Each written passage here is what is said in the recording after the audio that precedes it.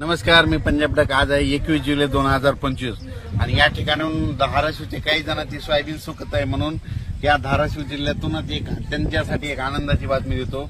आज 21 तारखेला म्हणजे संध्याकाळी रात्रीच्याला विजेच्या कडकडाटासह ठिकठिकाणी तुमच्या धाराशिव जिल्ह्यामध्ये पाऊस येणार आहे. म्हणून ही धाराशिव जिल्ह्यासाठी आनंदाची बातमी.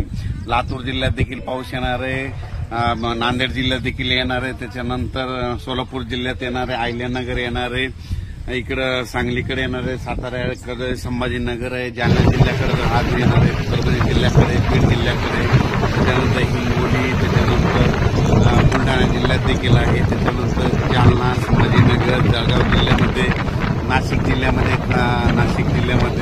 कोकणात जोरदारच पडणार आहे. म्हणून हे लक्षात येतं. सांगायचं झालं तर 21, 22, 23च्या दरम्यान आता हे जे जिल्ह्यात त्या जिल्ह्यात चांगला पाऊस पडणार आहे. ज्या पट्ट्यात पाऊस नव्हता, विशेष म्हणजे धाराशिव जिल्ह्यातल्या सोयाबीन सुकत आहे तिथे नव्हतं. म्हणून खास धाराशिव जिल्ह्याची पीक पद्धती बघू शकता. एवढी मोठी सोयाबीन आलेली या ठिकाणी देखील आज धाराशिव जिल्ह्यात खूप ठिकाणी पाऊस पडणार आहे. या 3 दिवसात पडणार आहे, म्हणून हा अंदाज लक्षात येतात. पण त्याच्यानंतर बीड जिल्ह्यात देखील आहे, लातूरकडे आहे, नांदेड आहे, परभणी आहे, हिंगोलीकडे आहे, वाशिमकडे आहे, अकोलाकडे आहे. म्हणजे राज्यात म्हणजे आजपासून ठिकठिकाणी पावसाला सुरुवात होणार आहे. म्हणजे जवळपास जिल्ह्याच्या जवळपास 50% भागात तरी आज बऱ्याच ठिकाणी पाऊस पडेल. आजच्या पेक्षामध्ये 22 तारखेला आणखी याची व्याप्ती वाढत जाणार आहे.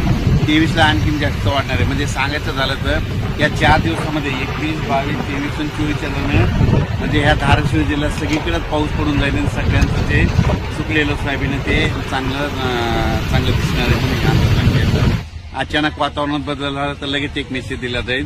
पण राज्यामध्ये आता 21 पासूनचे 28 जुलैपर्यंत 8 दिवस दररोज वेगवेगळ्या भागात पाऊस पडणार आहे आणि संपूर्ण जिल्ह्यात सगळीकडे पडून जाणार आहे. 8 दिवसापासून हे अंदाज लक्षात येतं. एकदाच सगळीकडे पडणार नाही. आज काही ठिकाणी पडून त्याला काही ठिकाणी पडून त्याला काही ठिकाणी पडून पाऊस येणार आहे. म्हणून हे अंदाज लक्षात घ्यायचा. अचानक वातावरणात बदल झाला तर लगेच एक मेसेज दिला जाईल.